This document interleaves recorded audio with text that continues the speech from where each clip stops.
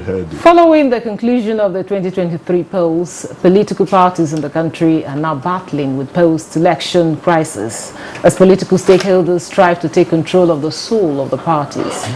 It is not unusual in the Nigerian political terrain for parties to be embroiled in post-election crisis. More often than not, it may be as a result of unresolved differences in the build-up of the polls, or sometimes the insistence of powerful stakeholders or power brokers within the party to take control of the party.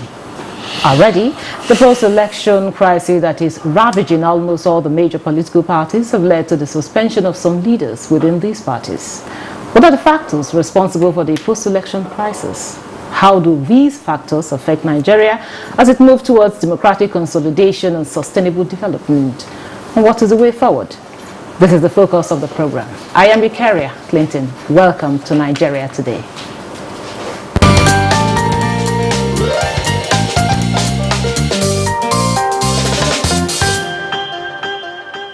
I am joined by Chris Agiri, Director General of the Flag Foundation of Nigeria, and he's also election observer. You're welcome to the program. Thank you very much. Good evening. With me also in the studio is Jide Uju, Public Affairs Analyst. Good to have you with us. Thanks for having me. Good evening, Nigerians. It's always a pleasure having you guys here. Yes. So I'll start with you, Jide. You had the introduction, the crisis that is rocking the major political parties, or some of the political parties after the election. What do you make of this crisis? Okay, what's there is that in the last 1 year or thereabout, politics have dominated our societal space, from advocating for the legal framework down to the implementation of the timetable by INEC, down to the conduct of the election, and of course, as we have seen, the supplementary poll of last Saturday. In all of this, there are a lot of political activities that took place. There are those who did one thing or the other in the course of that period, whether particularly in the lead up to party primaries, or after the party primaries, or you also know that the parties also elected their party officials from ward to national level for some political party ahead of the election. And so all of these were built up.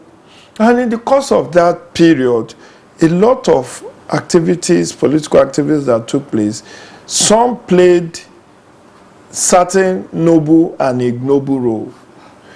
And the parties were waiting. They didn't want to exercise certain disciplinary action in the course of preparation for election, so that it does not harm them. Now elections are over. There is nothing to appease. It's now time to slug it out. No, not slug it out. To invoke the necessary provision of the law to discipline, because many political gladiators acted with impunity.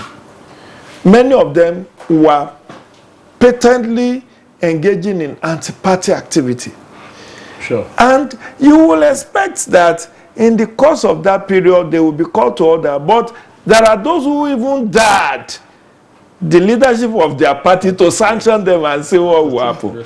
So this impunity, if allowed to go unchecked, will affect the party administration. So the elections are over. It's now time to take a retrospective and introspective look at who did what. Particularly, you find out that I don't want to go into mentioning names, but some whose cases are in the public domain, the allegation against their allegations that warranted their suspension has to do with anti-party or not paying dues or acting against the interest of the party one way or the other. And it comes after every election. It's not even after every general election. Even where there is just a statewide election, you have certain people who possibly acted in the way that is inimical to the interest of the party being sanctioned by their respective parties. But what we have seen dominating the space now is the use of ward-level officials to now discipline national national leaders, because everybody that joins politics joins from the ward. So you now see, I think going forward, people will now be interested in who is the ward chairman, ward secretary, and ward executive, because now the power lies with them to initiate disciplinary action, after which it goes to the court. So, but I think it's part of our political culture. In another decade or two, maybe we'll see less of this. But right now, it has become the new normal. Okay, I know you have a lot to say to that. So, what do you make of the crisis? Yeah, but honestly, they captured it holistically, because there's time for everything. The campaigns are over, the elections are over. Party is supreme in the party politics, in the democratic arena like ours. Nobody should be above the party, and the party as an entity reserves the right to discipline every members, which includes expulsion from the party, or suspension, or whichever way, in accordance with their constitution, party constitution. And we need strong political parties. We need strong political parties that can dare the almighty funders of the parties, because a lot of people have taken the political parties as a business.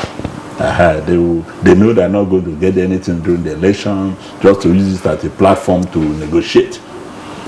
So, but whichever step the parties want to take and attempt to discipline their members, let it be through the due process, where they need to go to court. Let it be through the laid down procedures, rules and guidelines. They should not take laws into their hand. We know what happened in one of the major political parties, where, according to reports, a group came with talks and took over the secretariat. 4 hours or 40 hours later, the other group, and these are major stakeholders in the Nigeria's current political arrangement. Another thing is that we're just coming out of election. So I crave the indulgence of party leadership to see a way of managing these issues.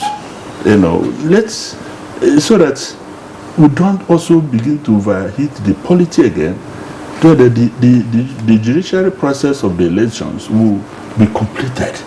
And so, in other words, no matter who did what and how he did it and when he did it, individually and collectively, this, even when you correct with love, because the parties, as growing agents, that still needs a lot of work to be done, to get our political parties strongly rooted.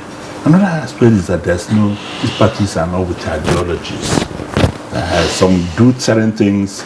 Of course, even in the last election, there was clear cases of anti-party activities. There are also cases of those that went to court ahead of time to say that is recklessness.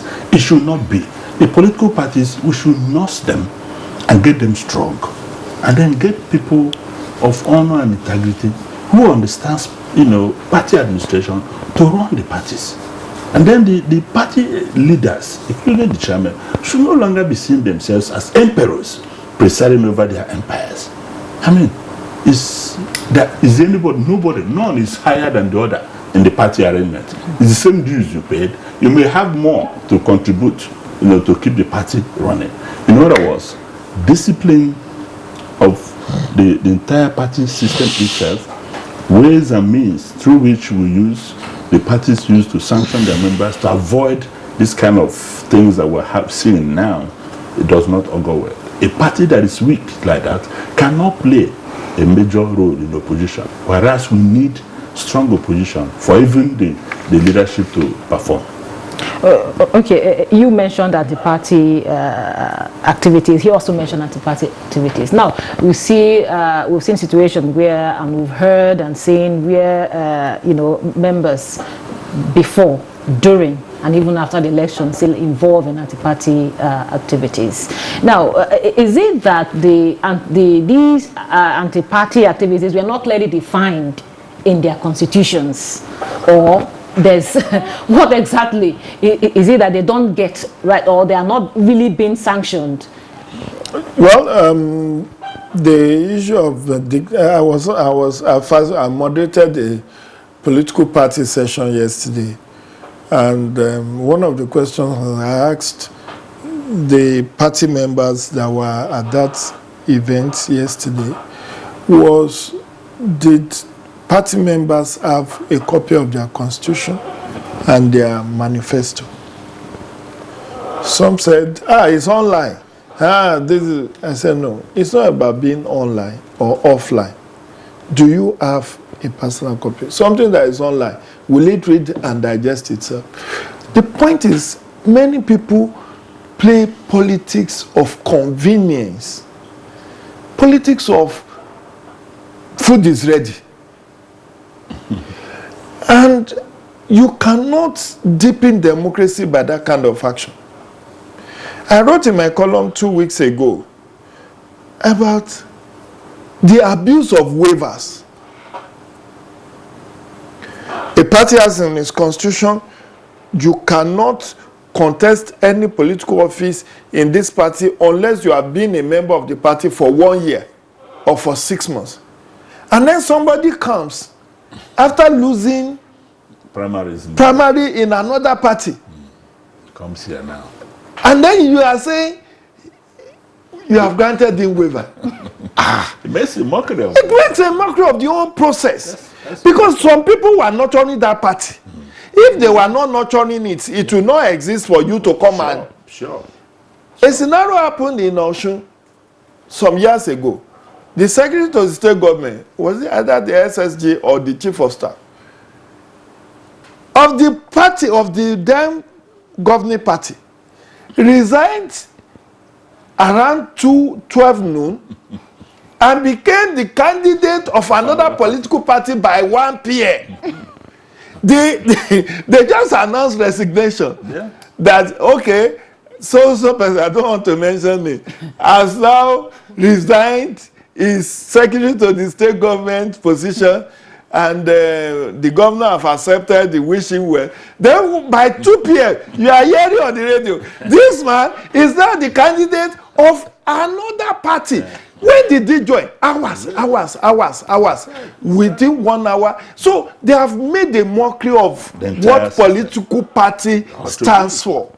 And situations like that, because my brother Chris said something about even the leaders. We accuse members of anti-party. What about the leaders of the party? Yeah. How did they run the party nomination process? Sure. Somebody wins primary, he jubilates, he has the result, and then you go and say, oh, you are invalidating that primary. Another one should be held. Or, because somebody came and greased your palm with hundreds of millions. Look at the expose that happened in one of the party, that some of the party governors of the party openly accused their national chairman of theft, of being a thief, calling him out. So in situations like that, I'm not saying allegation has been proven, but what I'm saying is that from what we could see of Nigerian political system, is so fluid that you hardly will see anything called principle. There shouldn't be. In the because Why should philosophy you? behind this. Let me shock you, Eukarya. A party fielded a candidate. INEC, the law says, if you are going to withdraw from the race, you have no less than 90 days from which you can withdraw from the race. Then, on the eve of the election, 4 days to election, you have the national chairman of the party saying, we are in alliance with another party and we have endorsed the candidate of another party, thereby jettisoning your own candidate who has been spending his or her money campaigning for almost 150 days. Yes. And you leave him or her in the lodge, yes, and then go to endorse. Yes. That is rascality on the part of the leader of that party. Yes. So that is already an anti-party. Most of them are. That is why I even said that is already an anti. So anti-party can be from the members, can be from the leaders. But situations that scenario I've given you tells you that we only see political party as a special purpose vehicles through which people just come into governance. Okay, I was talking here, Jide. Let's pause for a break, and the program will continue in a moment. This day.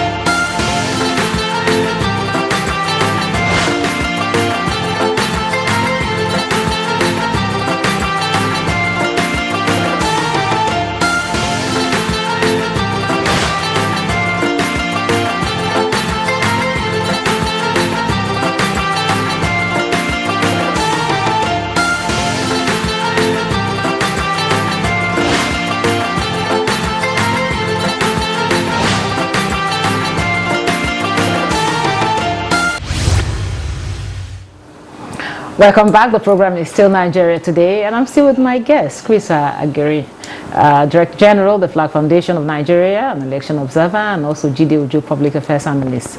Now, Chris, before we went on break, he was talking about a lot of activities, going on within the party that are not right. So, where is the place of integrity in all of this? So that's the core of the problem. Like Jide narrated. People that occupy highly valued positions, like a governor, before the world, not once, not twice, that their party national chairman is culpable, accusing him openly. And then, for God's sake, it is the same thing, but almost the same thing, where we live here now, the same thing in all the major political parties. Then, those are one of those negative challenges that faces our democracy. I remember in Second Republic, why you need men of integrity and honor to head the political parties. They will look at the president face to face and say, Mr. President, this is not what we planned. You are supposed to, you converse under the platform of the party. It is a party manifesto that you begin to implement. When we talk about UPN's programs, what's the party manifesto? The Ambrose Salim in Edo State, yes, Bender State. Then you only amplify what the party has stated. And then in that same Second Republic, where you have Chief A.M.A. Akinloye as the chairman of NPN, President Shahari will not mess around. In fact, when they attend parties, if the president also sits as a member of the party leadership sits on the high table on party meetings. The president or the governor was never leader of the party. The person of Chief RBK Okafor, of the NPN, the Second Republic. Who are you? But then they were running the manifesto of their parties. These are parties with principles, ideologies, philosophies, vision, as against what we have today. In other words, yes, it's a work in progress. I let all well-meaning Nigerians join hands during the political process, because you can't imagine, since there's no room for independent candidacy in our electoral act and the constitution, you must emerge through the political party. And so for us to get the best, the political party themselves must be functional, must be well managed, it must be their visions were supposed to be well articulated, that it's not a one-man show. I mean, we talk about the issue of paying your dues as party members. How many of them still pays dues? I know that APs as a political party have a harmonized party membership that's well articulated, that made the old man, the Senator Ali Abu, was just passed on few months ago. He headed it, and he told me, not on a party thing, one-on-one as a father, how they did it. And this is my advocacy of having strong political parties, having party members have a stake. You don't allow one person to run the party, because like you say, he who pays the piper, he takes the tone. Somebody will not fund a party and then you just come from nowhere and do that. There are some case studies like that even in my state in Abia. People who feel they funded the party only for you to come and take away ticket from them, they begin to see all sorts of anti-party. Some say, look, they know they were not going to win, but they make sure that this party, which is the party that brought them up to, that made them what they have become. These are in as much as it's part of the growing and learning process. It's part of the process. Of course, like Jide said, it's opening the mouth. With time, we'll be able to get it right. But all hands must be on deck now to strengthen political parties. Now, Jide, what is the way forward? Because it appears right now, even internal democracy is lacking within the party. So how do we consolidate our democracy? That's even the major issue. There's no internal democracy within the party. Everybody does according to his own wishes. Yes. You will be surprised that until the electoral Act 2022 came into operations on Friday, February 25, 2022, many political parties cannot show you their membership register. They don't even have register. So they don't have. Yeah. But Section 77 of the Electoral Act has compelled them that before a month to your party primary, yes, INEC must be in receipt, both electronic and in print, copies of your membership. It starts from there. How do you claim that you want to run for a political office in a party in which you are not a registered member, or in a party that you joined only an hour ago and then you become? So we need to, that is not internal party democracy. That's where it starts from. But you see, the other thing that affects our politics is corruption.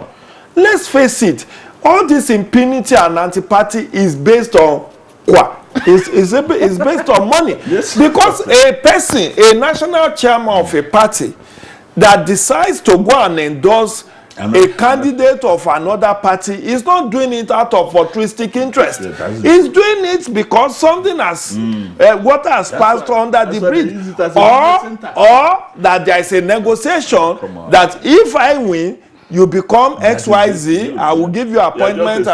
So the bottom line is corruption. That is why we don't have internal party democracy. Because look, Ukeria, after the party nomination process last year, over 600 litigations, 600 matters were filed in different courts, federal high courts across the country, arising from dispute over who is the rightful candidate of the party. So where is the role of internal party democracy? This is a situation where party we know in this country is charging 100 million naira for nomination and expression of interest form. Party is charging 50 million for governorship form, or 40 million for president. So when you have money that can build you a modest bungalow with your family, you use it to buy a piece of paper. And then after paying that money, they are not returning that money to you. No. They decided to circumvent the rules of the game. Yes. and give ticket to Without who us. they wish. Without That us. is corruption. Oh, come on. Corruption is not just money missing or stealing. It's corruption. We have to end it here, criminality. gentlemen. Thank you very much. Thank you very much. That is it on Nigeria Today. But before we go, we'd like to appreciate our guests for their time and contributions. Chris Agiri, Director General, the Flag Foundation of Nigeria, and also an election observer. Thank you very much for coming. And to you, Jide Ujo, Public Affairs Analyst, thank you very much for your time and contribution. My pleasure. And to our viewer, thank you for always keeping the dates. Don't forget Nigeria Today, weekdays at 7:30 p.m. on NTA News 24. You can watch these and other episodes on www.youtube.com/NTA News 24 Hub. I'm Ikaria Clinton. Bye.